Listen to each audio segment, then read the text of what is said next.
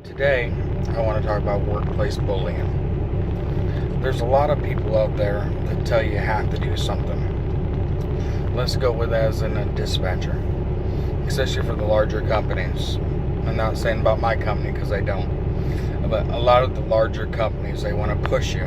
They want to tell you have to do this. You got to go make this delivery, even when you don't have time, or you're sick, or you are too far away, or you just can't make it.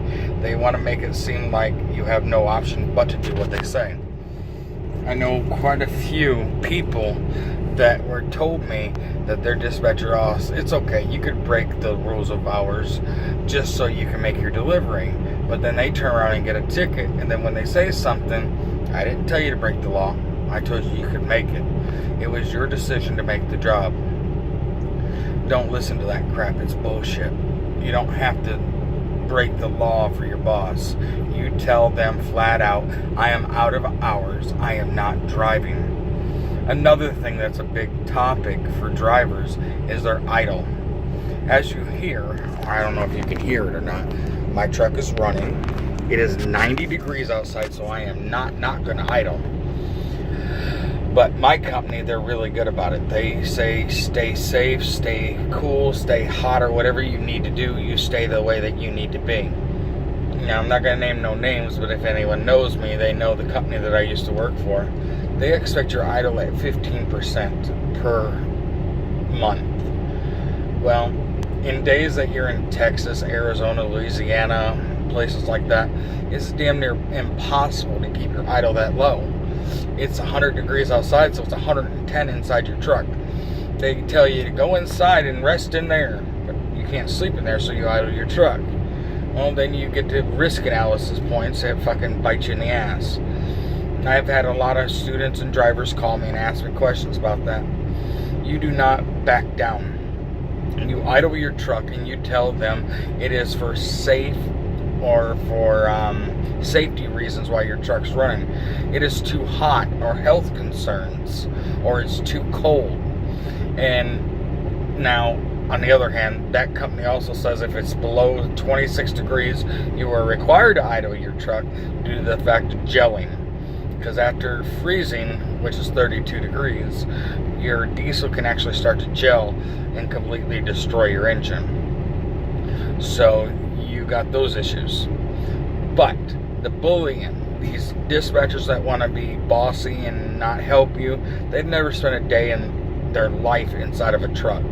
They don't know what it's like for us out here every single day.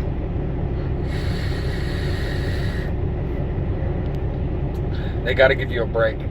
And you need to tell them this. You don't need to back down from them. You don't need to be rude, though. Don't be rude. Be very to the point. Be like, hey, I'm out of hours, or I don't feel good. I have to stop. You need to repower this load, or it's unsafe to continue.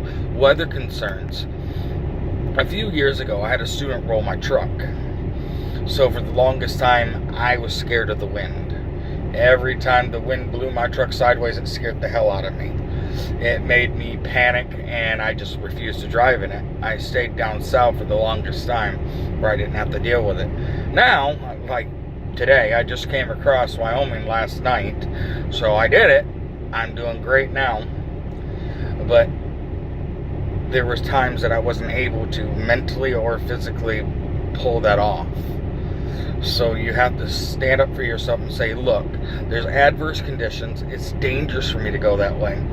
I need to reroute this way to avoid snow, avoid a road closure. Don't be driving up to a closed road and parking there. That's dangerous. That's how those accidents in Michigan happen. Because somebody slowed down too much in a blizzard, and I think it was 250 car pileup. It was just constant. Look it up on YouTube. It's there. Look up I-94 Michigan snow accident or something like that, and you'll be able to see it. It's a really sad video. But don't let anybody bully you. And if you have problems with your driver manager, go to your fleet leader. And if they have problems with that, go to your safety manager. But follow your chain of command. Make sure you're not just jumping over somebody's head by going straight to the big boss. There's many bosses on many levels. Everyone has a boss. I don't give a shit if it's the owner of the company. Everybody has a boss. And if it's the owner, maybe the shareholders, or maybe an investment group, or maybe his wife, everybody has a boss. Follow your chain of command, follow it up until you get the result that you need. But make sure that you're not letting these driver managers, dispatchers, shop people abuse you or treat you bad. You need to stick to your guns. Do not back down from anything. Hold your lane and don't give up. That's all you can do. All you can do is hold on tight, because it's going to be a bumpy ride. Now just remember, if your wheels ain't turning, you ain't earning.